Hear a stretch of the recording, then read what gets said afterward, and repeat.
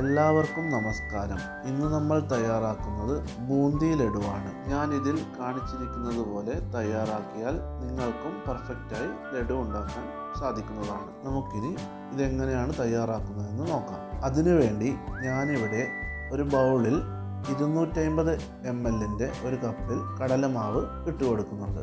ഇനി അതിലേക്ക് അല്പം വെള്ളം ഒഴിച്ചു കൊടുത്തുകൊണ്ട് നമുക്കിത് ഒരു തരിയുമില്ലാതെ മിക്സ് ചെയ്ത് കൊടുക്കാം. നിങ്ങൾക്ക് വേണമെങ്കിൽ കടലമാവ് ഒരു മിക്സി ജാറിലേക്ക് ഇട്ട് കൊടുത്ത് അല്പം വെള്ളവും ഒഴിച്ച് ബ്ലെൻഡ് ചെയ്ത് എടുക്കാവുന്നതാണ്. ഇതിപ്പോൾ നല്ലവണ്ണം മിക്സ് ചെയ്ത് എടുത്തിട്ടുണ്ട്. ഇനി ഇതിലേക്ക് 2 നുള്ളു ഉപ്പും അല്പം ഓറഞ്ച് റെഡ് കളറും ചേർത്ത് കൊടുക്കുന്നുണ്ട്. കളർ ചേർക്കുന്നത് ഓപ്ഷണലാണ്. നിങ്ങൾക്ക് വേണമെങ്കിൽ ചേർത്താൽ മതിയാകും, അല്ലെങ്കിൽ അല്പം മഞ്ഞൾപ്പൊടി ചേർത്ത് കൊടുക്കും. മഞ്ഞൾപ്പൊടിയുടെ അളവ് കൂടരുത്, അല്പം മാത്രം ചേർത്ത് കൊടുത്താൽ മതിയാകും. ഇതൊന്ന് മിക്സ് ചെയ്തെടുത്തിട്ടുണ്ട്. ഈ രീതിയിൽ വേണം നമ്മുടെ മാവൊന്ന് മിക്സ് ചെയ്തെടുക്കാൻ.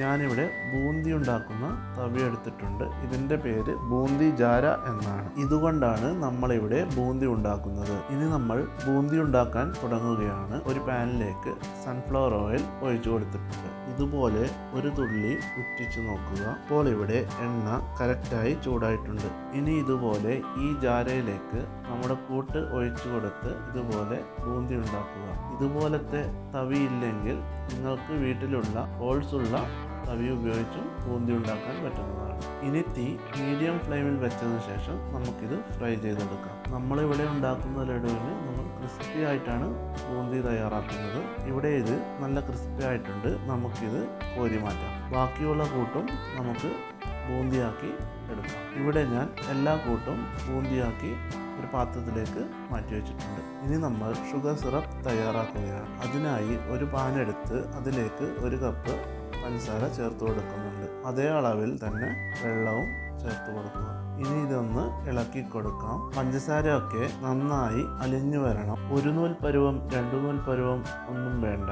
നമുക്ക് പഞ്ചസാര ഒന്ന് മെൽറ്റായി കിട്ടിയാൽ മതിയാകും. പഞ്ചസാര ഒന്ന് മെൽറ്റായതിനു ശേഷം നമുക്കിതിലേക്ക് 1/2 ടീസ്പൂൺ നാരങ്ങാനീരും അല്പം കളറും കൂടി ചേർക്കുക. എന്നിട്ട് നന്നായൊന്ന് മിക്സ് ചെയ്ത് എടുക്കുക.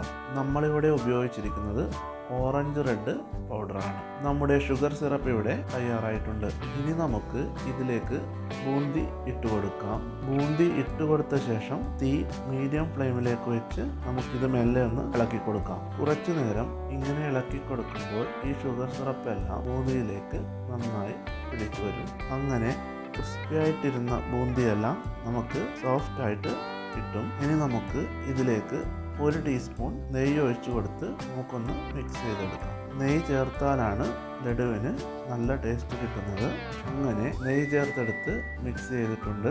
ഇനി ഗ്യാസ് ഓഫ് ചെയ്തതിന് ശേഷം നമുക്ക് ഒരു 30 മിനിറ്റ് നേരം ഇത് അടച്ചു വെക്കേണ്ടതായിട്ടുണ്ട്.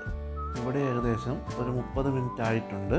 ഇവിടെ ഇപ്പോൾ നോക്കുകയാണെങ്കിൽ വെള്ളമൊക്കെ വറ്റി, എന്നാൽ ഒത്തിരി ഡ്രൈ ആയിട്ടില്ല. നല്ല കറക്റ്റ് പരുവത്തിൽ കിട്ടിയിട്ടുണ്ട്. ഇനി ഇതിലേക്ക് 1/2 ടീസ്പൂൺ ഏലക്കാപ്പൊടി ചേർത്ത് കൊടുക്കുന്നുണ്ട്. അതോടൊപ്പം 2 ടീസ്പൂൺ നെയ്യും കൂടി ചേർത്ത് കൊടുക്കുന്നുണ്ട്. ഇനി ഇതിലേക്ക് ഞാൻ ചേർക്കുന്നത് റോസ്റ്റഡ് കാഷ്യൂനട്ട് ആണ്. ഇതിന് ലൈറ്റായിട്ടൊരു ചൂടുണ്ട്. അതുകൊണ്ട് തന്നെ നമ്മൾ ചേർത്ത നെയ്യ് മെൽറ്റായി പോയിക്കോളും. ഇനി ഇതൊന്ന് മിക്സ് ചെയ്തതിനു ശേഷം ചെറിയ ചെറിയ ബോൾസായി ഉരുട്ടിയെടുക്കാം. ഉരുട്ടിയെടുക്കുമ്പോൾ നമുക്ക് അല്പം വെള്ളമയമുള്ളതായിട്ട് തോന്നും. അത് കുറച്ചു കഴിഞ്ഞാൽ ശരിയാകും. നമ്മുടെ ബൂന്തി ലഡു ഇവിടെ തയ്യാറായി കഴിഞ്ഞു. ഈ വീഡിയോ നിങ്ങൾക്ക് ഇഷ്ടമായിട്ടുണ്ടെങ്കിൽ ലൈക്ക് ചെയ്ത് ചാനൽ സബ്സ്ക്രൈബ് ചെയ്യുക.